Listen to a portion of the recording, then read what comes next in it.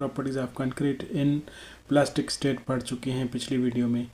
तो harden state में हमारे पास जो प्रॉपर्टीज़ होती हैं, number 1 durability, strength, इम्परमेबिलिटी, elasticity, shrinkage, thermal expansion. तो आज हम इनको डिटेल से पढ़ेंगे। बात करते हैं ड्यूरेबिलिटी। देखें दोस्तों, ड्यूरेबिलिटी असल में होती क्या है। ड्यूरेबिलिटी का ये मतलब है कोई भी कंक्रीट स्ट्रक्चर आपने बनाया जिस टाइम के लिए, तो वो उसी टाइम तक बरकरार रहा विदाउट वेदरिंग चेंज जो भी इफेक्ट है उस पर बिना पड़े हुए वो स्ट्रक्चर बरकरार रहे, उसी को कहते हैं ड्यूरेबिलिटी ऑफ कंक्रीट। तो इसको कुछ इस तरह डिफाइन कर सकते हैं। Durability of concrete, durability is defined as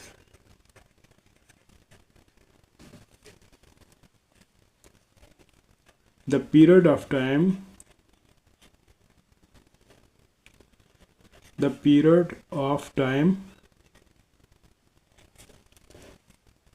up to which concrete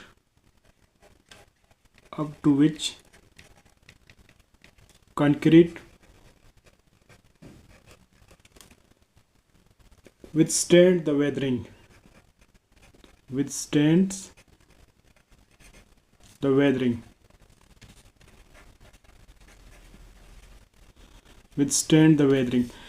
यही ड्यूरेबिलिटी का मतलब यही होता है दोस्तों। कोई भी स्ट्रक्चर आपने बना लिया तो वो स्ट्रक्चर जिस टाइम के लिए आपने बनाया है वो उसी टाइम तक बरकरार रहे विदाउट वेदरिंग इफेक्ट, तो इसको कहते हैं ड्यूरेबिलिटी। तो ये एक अहम प्रॉपर्टी है इसकी हार्डन स्टेट में। A good quality of concrete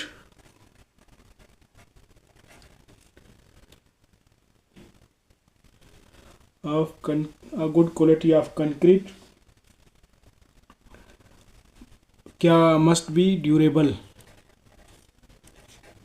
एक अच्छी कंक्रीट जो आपने बनाई है वो ड्यूरेबल होनी चाहिए। नंबर 2 हम पढ़ते हैं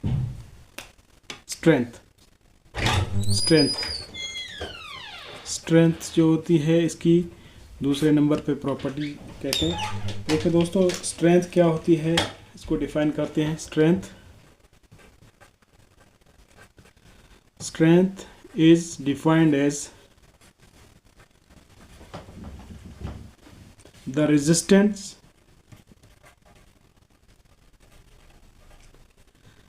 resistance of a hardened concrete to rupture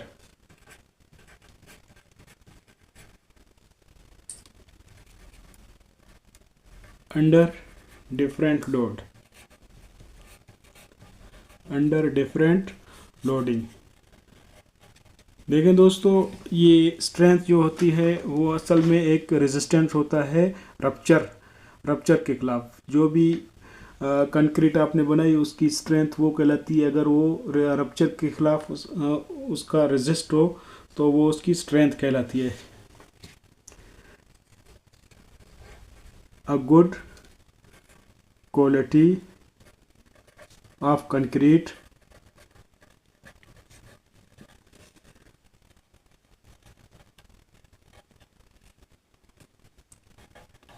a good quality of concrete must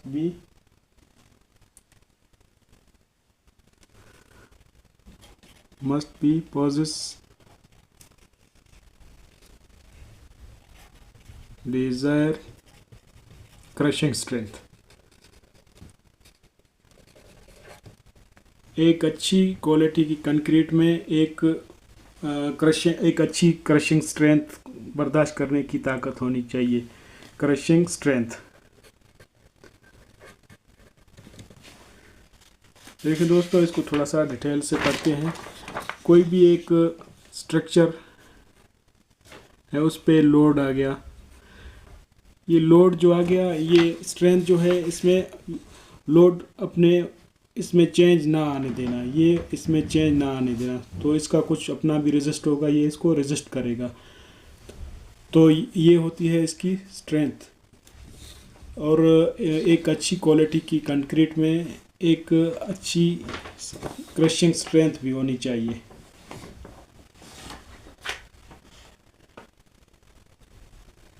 अब देखें दोस्तों, कंक्रीट की जब हम बात करते हैं, आपको पता है कंक्रीट पहले भी हम पढ़ चुके हैं। कंक्रीट जो होती है,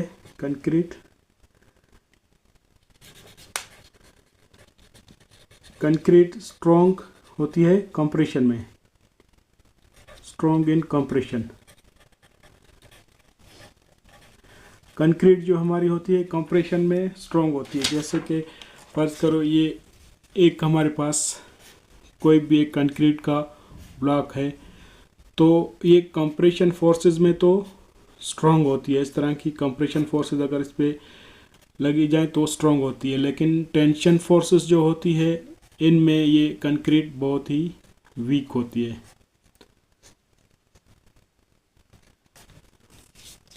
तो यही बात की कंक्रीट स्ट्रॉन्ग कंप्रेशन में स्ट्रॉन्ग होती है, टेंशन में वीक होती है।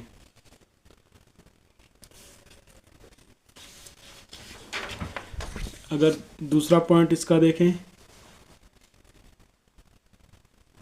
कंप्रेसिव स्ट्रेंथ ऑफ कंक्रीट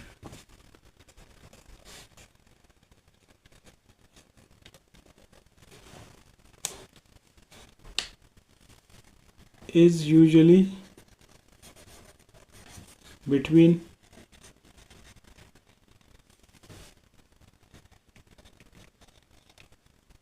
2500 से लेके ये जो हमारे पास होती है 4000 तक हो सकती है, 4000 PSI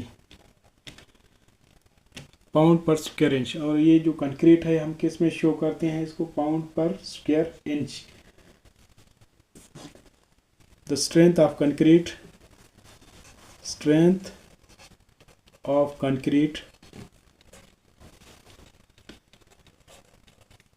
is measured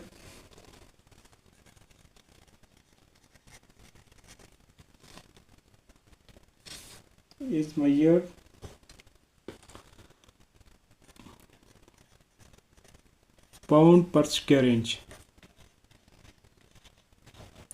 दोस्तों ये पाउंड पर स्क्वायर इंच में इसको मेजर किया जाता है। एक और चीज़ दोस्तों आप लोग इसके बारे में सुने, ये कंक्रीट का जो टेस्ट होता है वो एक क्यूब बनाते हैं,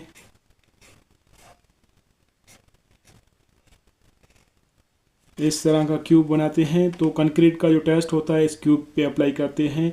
इसकी जो डायमेंशन होती है वो हमारे पास 150 mm, हाइट भी इसकी 150 mm और लेंथ भी इसकी 150 mm। 150 mm multiply by 150 mm multiply by 150 mm। तो तीनों जो डायरेक्शन है इनकी 150 की होती है। तो इन पे कंप्रेसिव टेस्ट जो किया जाता है क्यूब पे, उनकी डायमेंशन यही होती है 150 150 into 150।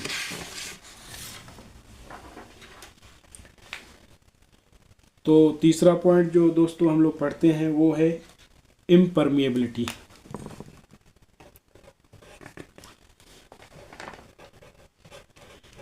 इम्परमिएबिलिटी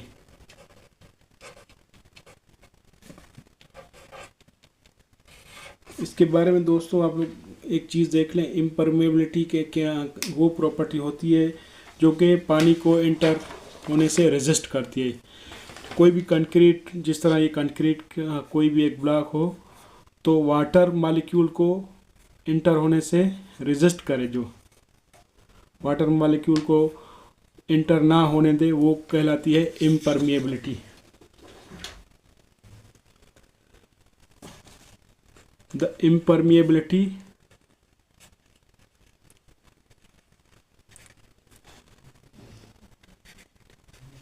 is defined as,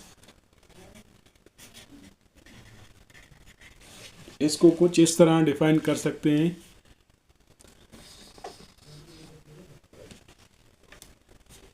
the property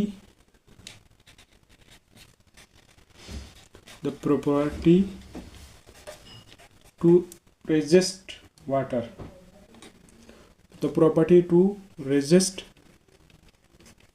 entry of water, लिख दें entry of water।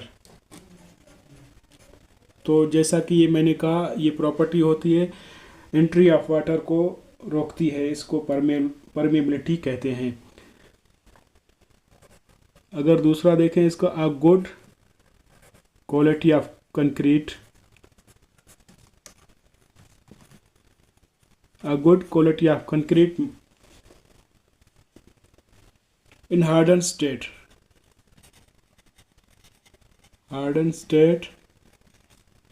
must be impermeable।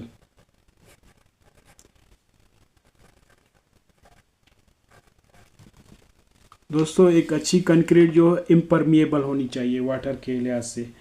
Number तीसरी प्रॉपर्टी जो हम लोग इसकी देखते हैं, तीसरी प्रॉपर्टी है इलास्टिसिटी।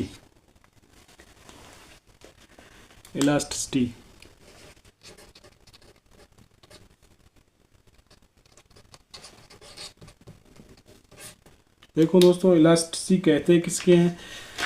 इलास्टिसिटी किसी भी मटेरियल की वो प्रॉपर्टी होती है जब आप उसको फोर्स लगा रहे हैं और वो फोर्स जब आप रिमूव करें, वो जो मटेरियल है वो वापस अपनी पोजीशन पे आ जाए। फ़र्ज़ करो कोई भी एक ये रूप है, आप इस पे फोर्स लगा रहे हो, तो ये फोर्स से इसकी साइज़ इंक्रीज़ हो गई।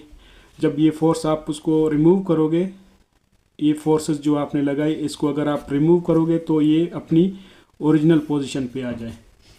तो ये कहते हैं किसी भी मटेरियल की इलास्टिसिटी। तो इलास्टिसिटी का अगर हम लोग देखें,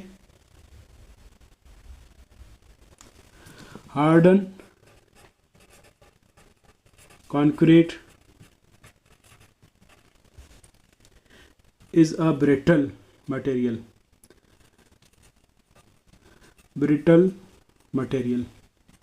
देखें दोस्तों, ये नया एक टेक्निकल टर्म है, ब्रिटल मटेरियल।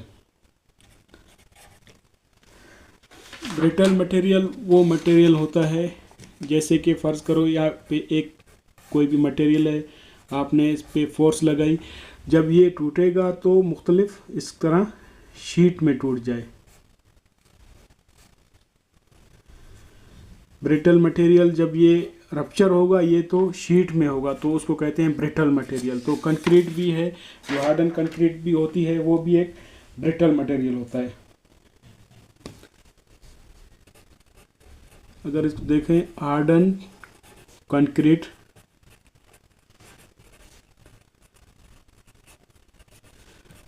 should possess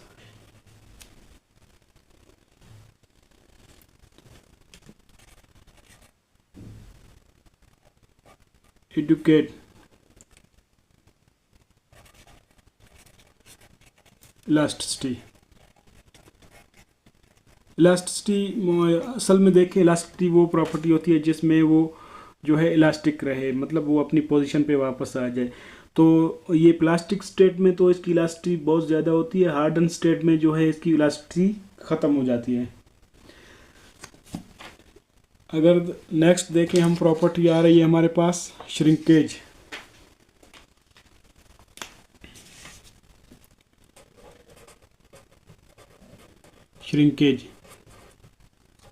दोस्तों श्रिंकेज को थोड़ा सा समझ लेते हैं, श्रिंकेज है क्या। फ़र्ज़ करो कोई भी एक मटेरियल है, तो किसी भी वजह से इसकी जो साइज़ में है चेंज आ गई, इसकी साइज़ जो है रिड्यूस हो गई, ओरिजिनल साइज़ इसकी रिड्यूस हो गई, तो इसको कहते हैं श्रिंक या श्रिंकेज प्रॉपर्टी। अगर इसके देखें, इसमें कंक्रीट में इसका हार्डन कंक्रीट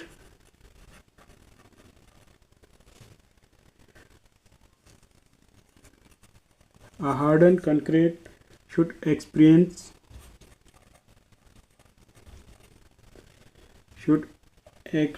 least shrinkage. दोस्तों इसने यही बात की, एक हार्डन कंक्रीट जो हमारे पास होती है उसमें सबसे कम जो श्रिंकेज है वो होनी चाहिए। अगर वाटर सीमेंट रेशियो कम होगा तो श्रिंकेज ही कम होगा। Water cement ratio less shrinkage must be least. तो इसका मतलब है वाटर सीमेंट रेशो को हम लोग अगर कम रखें या अपनी एक मिकदार में रखें तो श्रिंकेज भी हमारे पास उसकी कम होगी। दोस्तों लास्ट जो हम पढ़ते हैं वो है हमारे पास थर्मल एक्सपेंशन। लास्ट प्रॉपर्टी है 6 प्रॉपर्टी जो वो है थर्मल एक्सपेंशन। देखें दोस्तों, थर्मल एक्सपेंशन को थोड़ा सा पढ़ते हैं हम।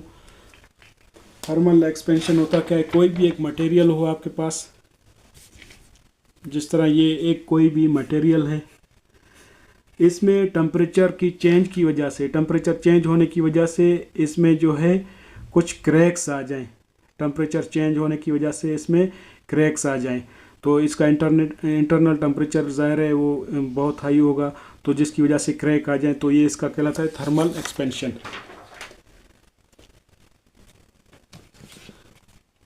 तो अगर देखा जाए इसका हार्डन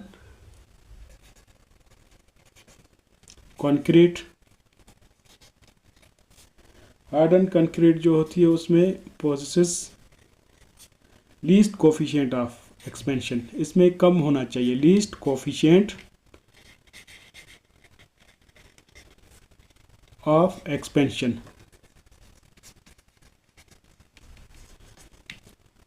तो थर्मल एक्सपेंशन में हार्डन कोफिशिएंट जो है इसका लीस्ट कम से कम रखा जाता है। तो दोस्तों ये था हमारे पास आज का topic, physical properties of concrete in harden state. तो अगर आपको मेरी वीडियो अच्छी लगी तो लाइक, सब्सक्राइब, शेयर ज़रूर करें। शुक्रिया।